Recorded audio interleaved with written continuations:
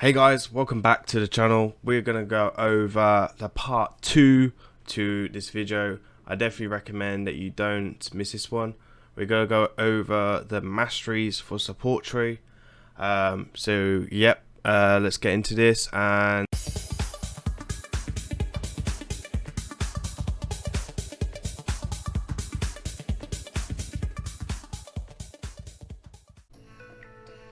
right, so let's start off with support tree. If you guys missed the first video, part 1, and you want to go watch that, I will add this at the top of the screen and you guys can watch that, or this will be also the last, it will also be on the end of this video as well.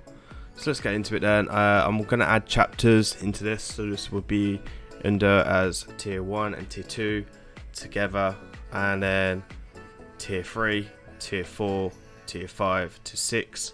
This one's going to be a little bit more complicated. I'm going to do my best to explain it to everyone than the offense tree, and then I'm going to go over the defense tree in a separate video in the next few days, hopefully tomorrow or the day after. So we're going to start with a basics. Pinpoint accuracy is obviously for extra accuracy. Now accuracy is probably the most important stat in this game, as well as speed. They're the two that are more kind of beneficial and kind of just help you a bit more. If you have debuff champions like AoE provoke, defense down, attack down, any type of them abilities, you need to have accuracy. If you don't have accuracy, you're not gonna land it. You're not gonna land it. You're gonna die. It's that pretty simple.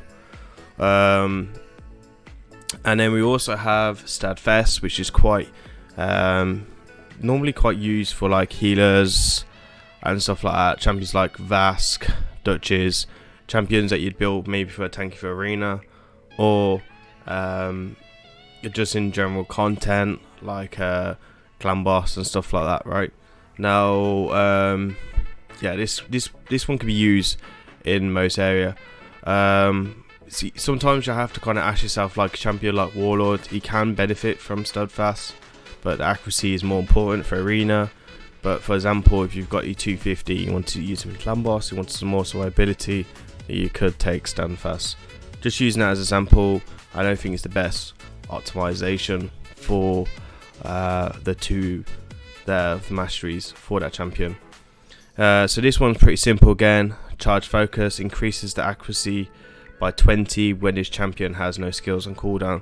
So basically, if the A2 and the A3 is not on cooldown, then you get 20 accuracy extra. If they're on cooldown, you don't get a 20% accuracy. So just make sure you bear that in mind when you are building your champion for the right accuracy as needed. This one's pretty self-explanatory. Heals this champion by 10% of their max HP for the first time if the enemy is killed each round. So basically 10% of their HP, if their HP is 80%, you will get healed by 8% of that. No, 10% of that, which would give you 8,000 here, right? For the first time if the enemy is killed. So if it's the enemy killed him in the first wave, you'd heal by 8, and then if the wave is killed again in dungeons, you will get healed again by another 8. Stead shield bearer. So this increases the value of the shield buffs by this champion cast by 5%. So someone like Chris, right, who puts shields on himself, someone like Sir Nick and stuff like that, if you have this one, this was increase the value by 5%. So how can we work that out? If there is a shield of 80k of that shield, you will take 5% of that, so you take about 10, which would give you 80%, which would give you 8, and then you would also then divide that by 2, which would give you 4k extra shield. Pretty self-explanatory. Lay on hands. This is increases the amount of healing cast by his champion by 5%. So someone like Vasp, for example, this will help him heal 5% extra. So increase the value of this heal of the heals this champion casts by 5%. So if he's healing from his HP like he does on the E1, then that'll give you 5% extra. Pretty self-explanatory again.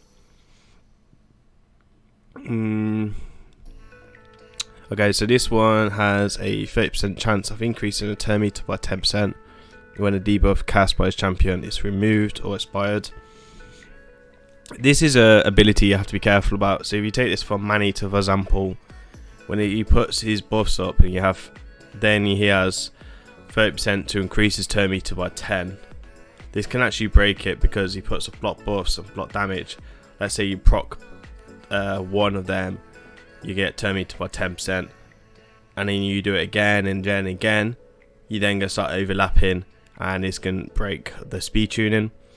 I don't think it's that bad in dungeons, in all fairness, but again, if you're building for speed tuning, just avoid it. Other way, it can actually be quite useful as well. So basically they need to put buffs up and then they can gain turn meter. So anyone that puts up buffs up can benefit from that. Increase accuracy by 10% for each enemy is alive. Stacks up to 16. Stacks up to 16 because in dungeons it could be higher and in Hydra it could be higher. That's why they're allowed to stack up to 16. So every enemy, if you've got 3 people alive, you get 12 accuracy, etc, etc. So this one, rapid response, is exactly the same as the last one, but in reverse, right? So it has a 30% chance of increasing turn meter by 10% when a buff cast by his champion is removed or expired. So a buff, I always get mixed up between buffs and debuffs, right? But basically this is for buffs. Pretty sure that one is for debuffs. Okay, so debuffs and buffs kind of works like that. Sorry for getting that wrong around, but basically it does the same job. So if your champion puts up buffs, that works. If they put up debuffs, it works like that as well. Increases the healing and the value of shield buffs placed by his champion by 10% if this target ally has 40% or less. Okay, so someone that puts ship shields like yourself, like Sir Krisk, would then get a value of 10% more, and this is only when his HP would drop down 40% or less. I don't think he would do anything for healing, so any for like healers, for example. I suppose it probably works for I don't know, Vask, I suppose, as well, because he would heal. He wouldn't get the shields, but he would get the benefit of the heals. Evil Eye, one of my favourite for arena, decreases the target turn meter when his champion hits them with a default skill. Default skill is the A1 for the first time. Decreases the target's turn meter by 20% for each skill target, single target skills, and 5% with AoE skills. Procs once per turn, so you can't proc it once, but more than once a turn. So hedgies is kind of like, this is what they use in the hedgies for, of the A1s, to drop bad turn meter by 20%, and is 5% with AoE skills. So someone like a Torment basically can't knock everyone back by the 20%, it would only knock them back by 5%. But as a whole team in arena, will still do 20% overall of the 4 champions because it's AoE, right? Luckily it's AoE, so if it was, imagine if that was at 20% for AoEs, Torment would be a lot stronger than he basically is. Okay, Law of Steel, again, it's kind of like, it's simple one to understand once you start to understand it, but if you don't understand Masteries that well, then you don't understand it, and it's kind of really important in most content within the game when you're building support champions or debuff champions. Increases the base stats set bonuses, so stats of artifacts that increase base stats by 15%. This increases its multiplications, not additions. So it's like it adds on, for example, for accuracy, if you have 3 accuracy sets, I think it gives you 6 accuracy extra, and same for speed sets. If you had 3 speed sets, then I think it's 6 speed extra. Pretty much, that's the best way to explain it.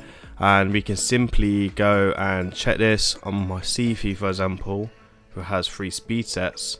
If you come here from Masteries, it's +6 speed, which is talking about the basically the sets, right? And I think it's 2 speed per set. And then for precision, accuracy is +74 because of everything else. So if we take away evil eye, so speed +2 comes from the speed set, from the precision sets, because you get a 5% speed. I'm pretty sure if I take away these, I wish I could probably work these out later on. I could work it out, but still. Let's go back to what we were talking about then.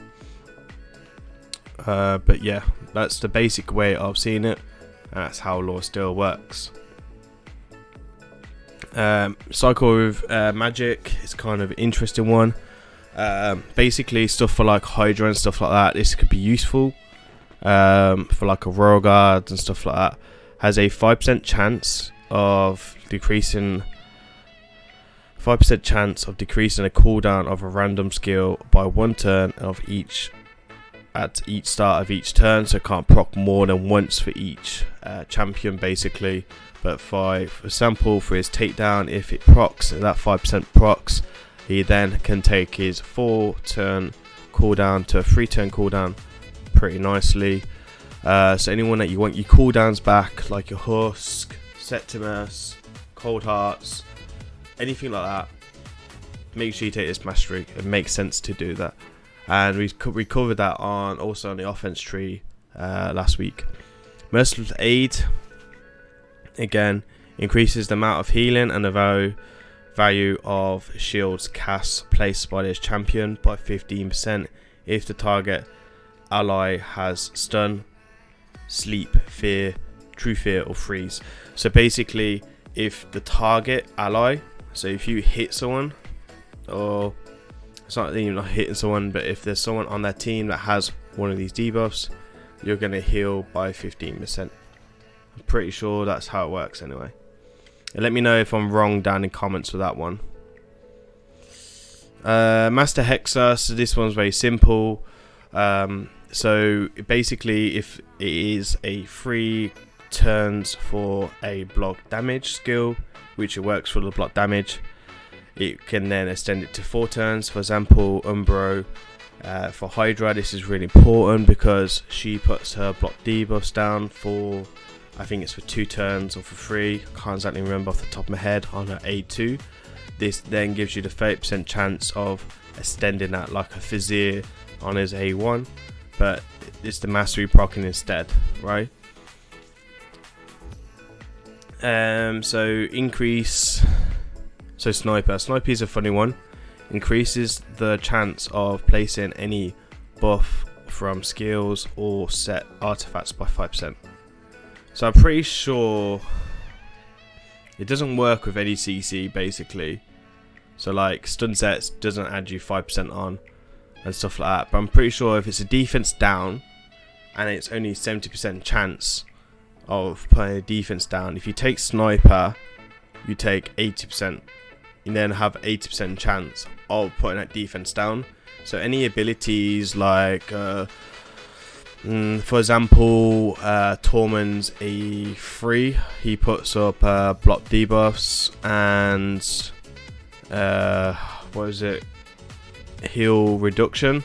It then adds 5% onto that, so I think it's like 30 or 40% chance he puts it down. That will add to that. But his provoke, which is not a consistent provoke, I think it's like 80 or 90% chance of provoking, it won't add that 5% on, unfortunately. Spirit Haste is kind of really cool for revivers for arena or just any type of revivers really, and this is the only time you really use Spirit Haste, or when you're doing some type of speed tuning for like a Vergis, for example, for a Scout King, and then you're putting in food on purpose for them to die to get your increased speed to stack up to 24. So if I'm in arena and I have 4 allies and then my nuker dies, which can happen sometimes, I will get 8 speed because he's dead, right? So I get 8 speed extra, which then gives me a chance to get my turns back. Lasting gifts. Okay, so this one's pretty simple. Work exactly the same as Hexter, but the complete opposite, right? So we talk about debuffs putting out that champions do, like Umbro. Champions like Krisk, for example, who put buffs on themselves, then this gives you then the chance to extend that by 30%. So it doesn't work on block damage, unkillable, or revive on death, but it works on basically anything else. So like for block buffs, by example, if you have this on your Duchess or something like that, it has a 30% chance to extend it. It works on shields as well. Ooh, sorry guys. It also works on shields as well, so you can extend them shields. Pretty much any debuff in the game it can work on, so any buff it can work on, set from one of these. So if you have a champion that puts up loads of buffs, consider about taking lasting gifts. Okay, so this is probably where it gets a little bit more complicated out of the 4, and we're going to go over them because there's only 2 that I tend to really use a lot. The other ones are very situational. But basically Eagle Eye is for anyone that is wanting for extra accuracy. Now for me, there is a close line between Eagle Eye and Fearsome Presence, depending on the champions, right? So someone like Umbro, for example, Umbro has a 100% chance of landing the AoE provoked once booked for 2 turns, which meaning Eagle Eye would then be the better choice because Fearsome Presence is no good, and this one would be fine. So long as I have enough accuracy, I am going to land that. With Fearsome Presence is something like if you have a Molly, for example, she can AoE provoke for 1 turn, and then she can also do a AoE provoke 50% chance of provoking for 2 turns, which is kind of cool.